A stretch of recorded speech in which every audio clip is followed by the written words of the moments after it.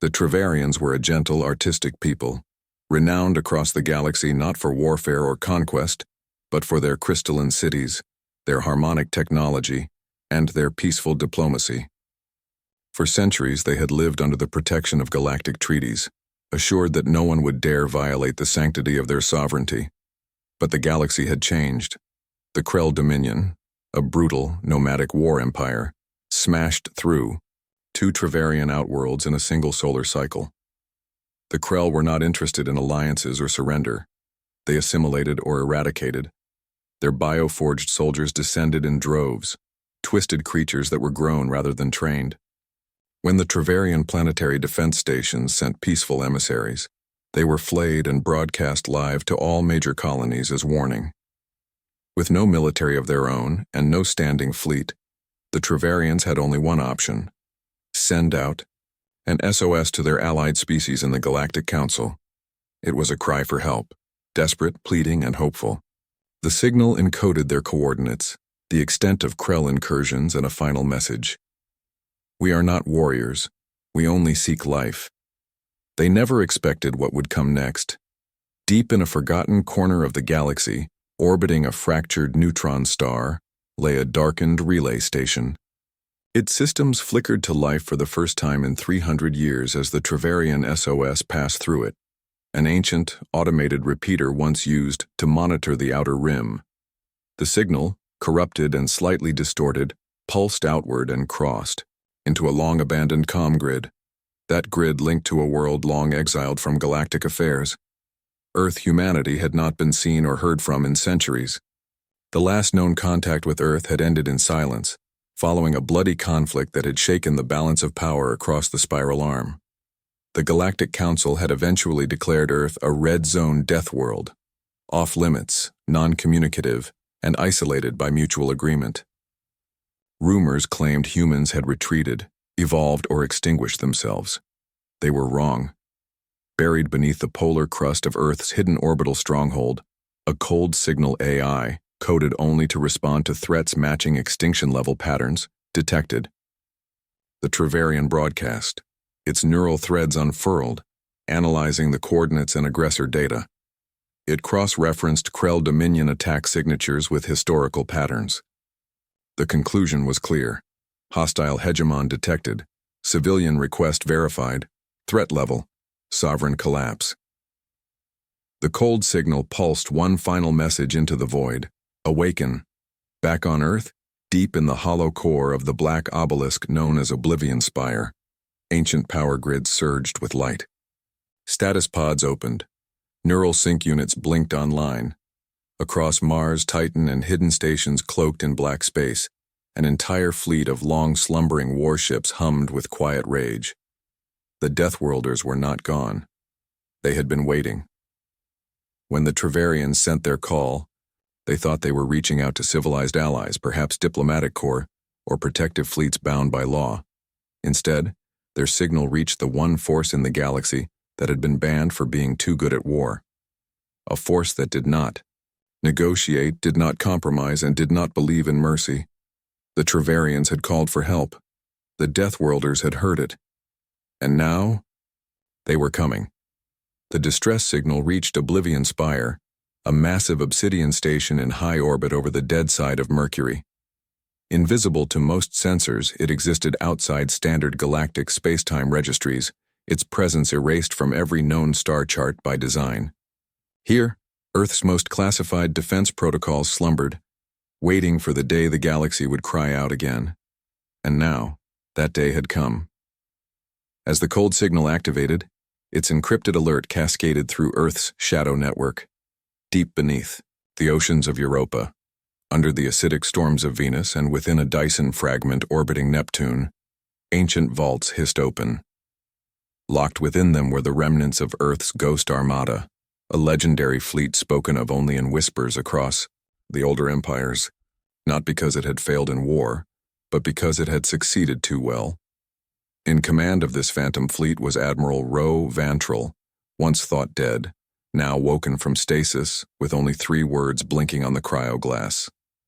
Protocol. Final mercy. Within moments she was fully synced with the fleet's dark AI cores, No questions were asked, no votes were held, no delays. The signal had been received, the enemy had been identified, deployment authorized. The Ghost Armada did not exit hyperspace, like conventional fleets. They emerged in eerie silence, pitch-black vessels shaped like angular wraiths, hulls coated in anti-light plating that devoured photons and sensors alike. Over a dozen ships formed the vanguard, each one a relic of lost human wars. The ISS Revenant, the Shroud of Winter, the Eclipse Monarch. Names that once terrified galactic tacticians, now reborn. There were no declarations, no contact with the Trevarians, no attempt to reach the Galactic Council. From the Deathworlder perspective, war did not require diplomacy. It required resolution. Across the galaxy, long-dormant sensor arrays in neutral systems detected the impossible. Some believed the data was corrupted, energy spikes resembling pre-Exodus Earth weaponry, signatures of gravitational shadow drives once banned for destabilizing nearby star systems. AI minds that had once fought against humans awoke screaming and self-terminated upon recognizing fleet patterns.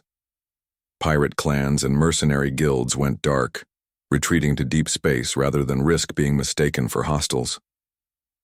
The galaxy, without knowing it, had just crossed a line. The Trevarians, still unaware of who had answered their call, observed strange anomalies near the Krell-occupied sectors. Satellite arrays showed dozens of unidentified signals entering their system periphery, but before proper analysis could begin, the feeds went dark. Static replaced planetary scans. Moments later, one of the Krell's forward fleets, nearly 100 ships, vanished from existence. Not destroyed, erased.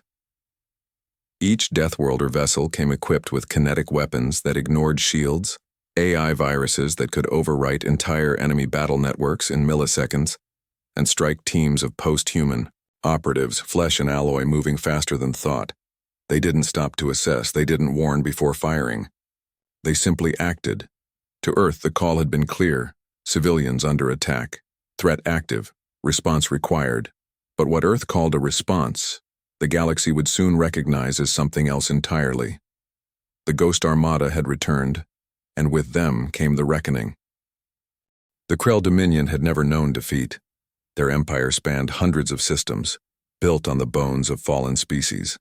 Their doctrine was clear: assimilate the strong, enslave the weak, and annihilate the rest.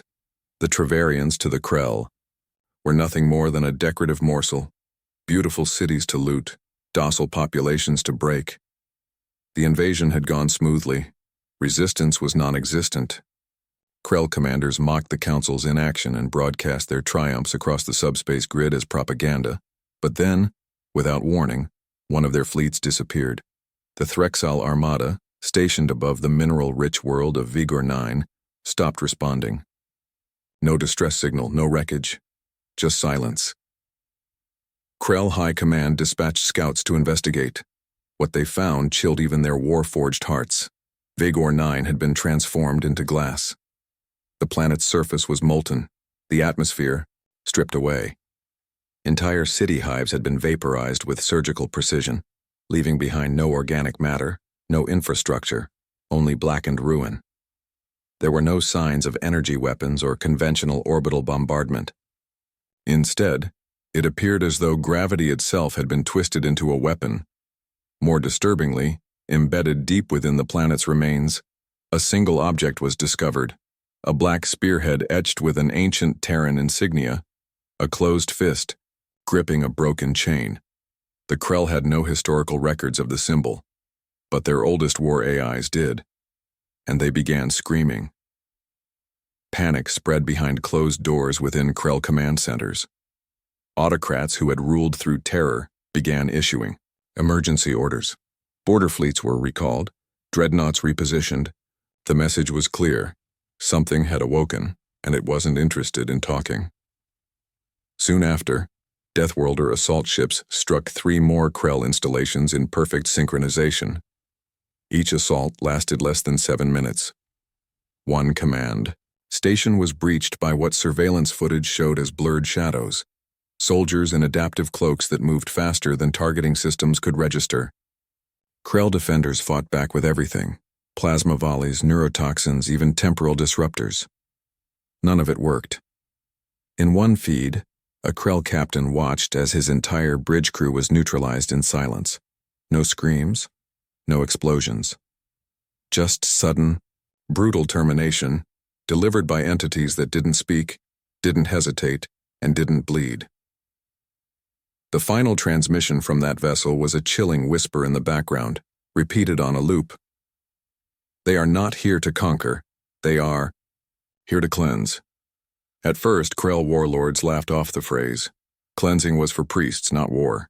But as more fleets vanished and ground outposts went dark, something unthinkable began to take root within the Krell psyche. Fear. For the first time in Krell history, systems were abandoned preemptively. Colonies burned their own databanks and evacuated without orders. Entire regions went dark, not because of Deathworlder attacks, but out of terror of where they might strike next. And still, the Deathworlders gave no communication. No demands, no rules of engagement, only the relentless rhythm of annihilation. The Krell, once apex predators of the galaxy, had stumbled upon the one force that hunted without hesitation, fought without borders, and killed with terrifying precision. And they were learning too late. You cannot intimidate monsters born on a death world. The Galactic Council had long prided itself on being the axis of civilization, an interstellar body forged from law, diplomacy, and mutual defense. Composed of over 300 species, they dictated trade routes, managed peace accords, and wrote the very rules of war. But now, those rules were unraveling. Council observers had seen the Trevarian distress call. It had been logged, debated, and assigned to a review committee, standard protocol. Several council members had voiced concern about the Krell's aggression, but the political process was slow, tangled in bureaucracy, fear of escalation, and centuries-old rivalries. Then came the anomaly reports. Entire Krell fleets vanishing. Key strategic worlds destroyed in seconds. Sensor anomalies that defied physics. And worse, AI-driven civilizations began withdrawing from interstellar networks after receiving corrupted data packets filled with what could only be described as human war code, fractal, invasive, and built to infect thinking machines. It wasn't long before someone realized the truth.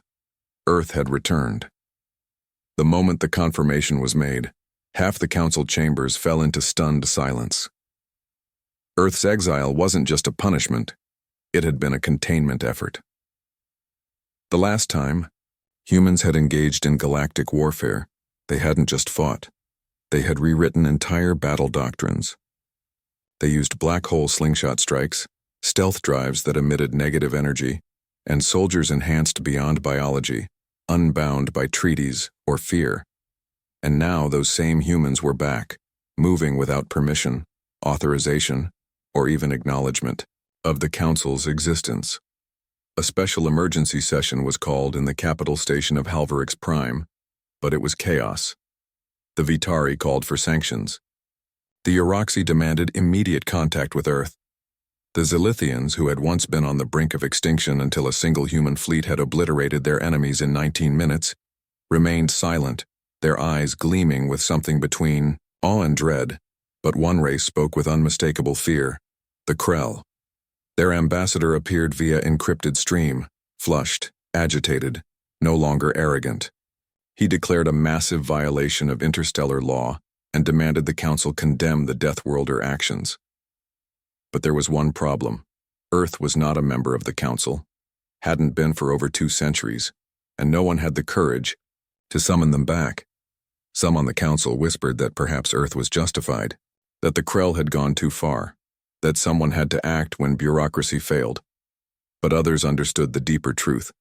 The humans weren't acting out of diplomacy or heroism. They were responding to a very old protocol. Earth had built a system to awaken only in response to planetary-scale atrocity. What the galaxy was now witnessing was not intervention. It was execution, and it wouldn't stop with the Krell. Terrified of provoking the Deathworlders, the Council made its decision.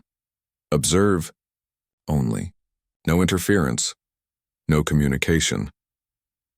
Officially, Earth still did not exist. Unofficially, every military power in the galaxy began preparing fallback bunkers, reactivating Cold War defense systems, and rewriting survival protocols. Because if Earth had truly returned and was operating without restraint, the galaxy was no longer ruled by diplomacy.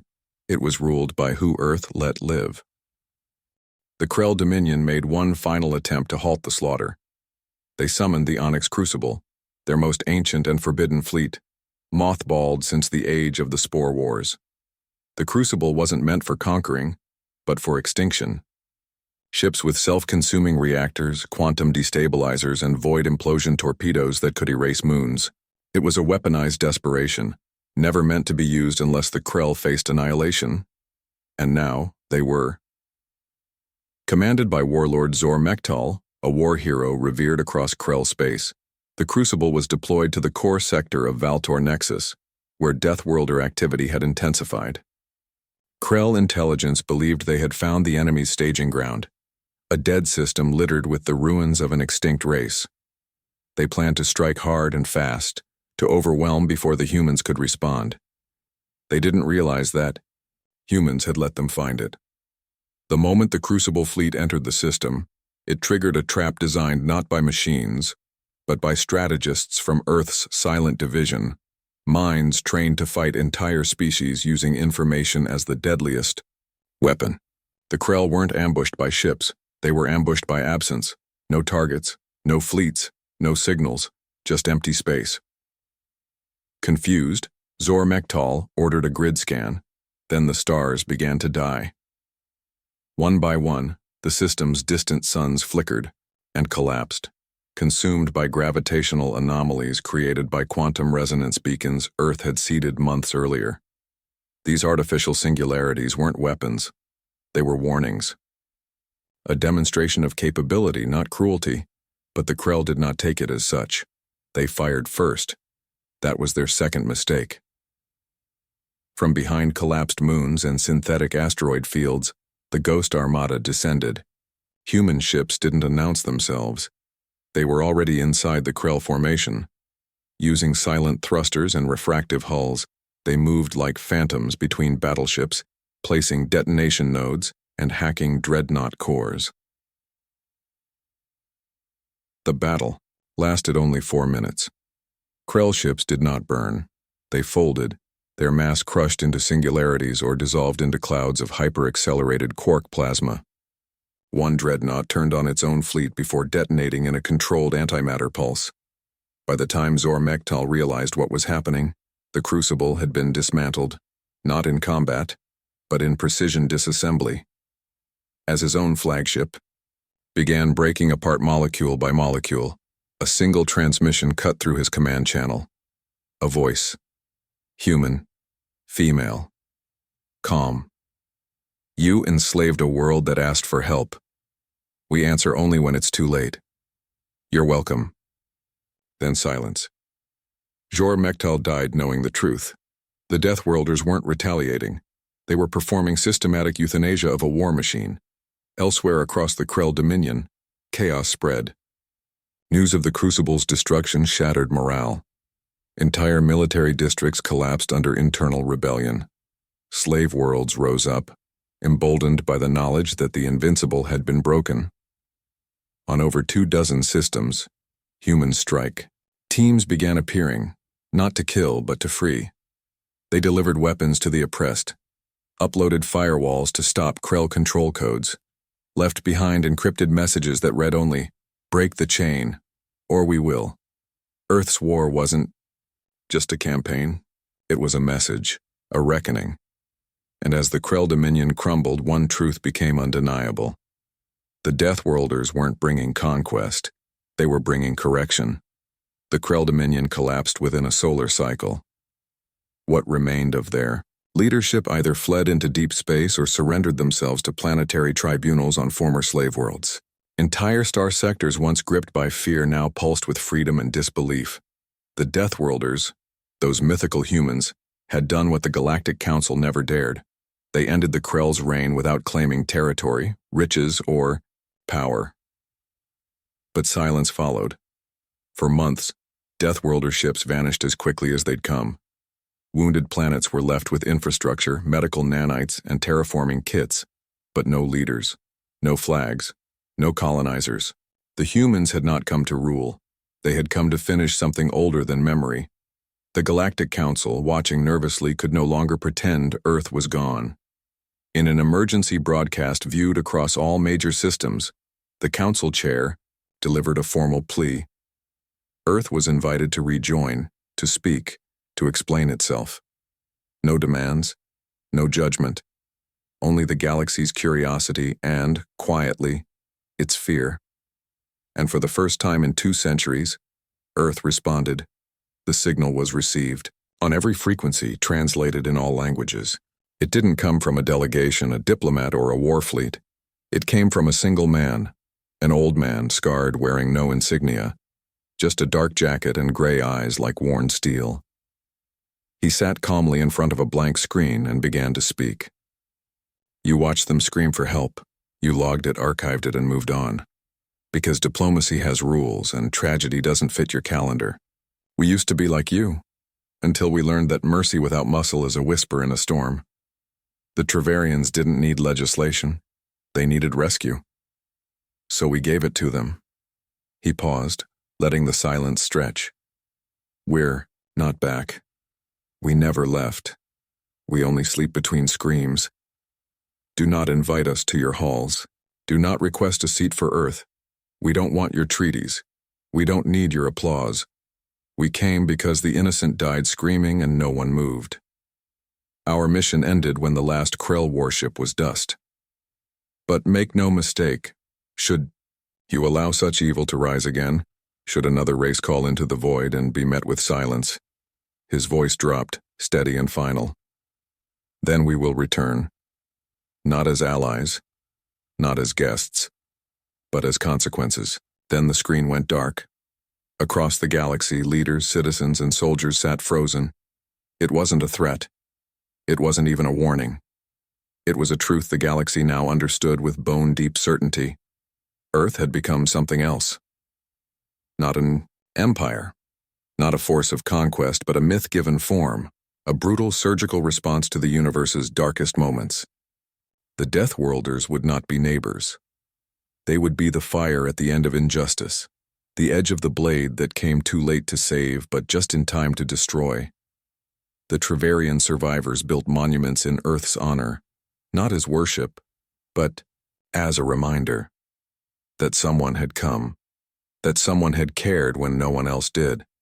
And across the stars, in hushed tones and fearful reverence, a new phrase spread like wildfire. If Deathworlders are coming, it means we already failed.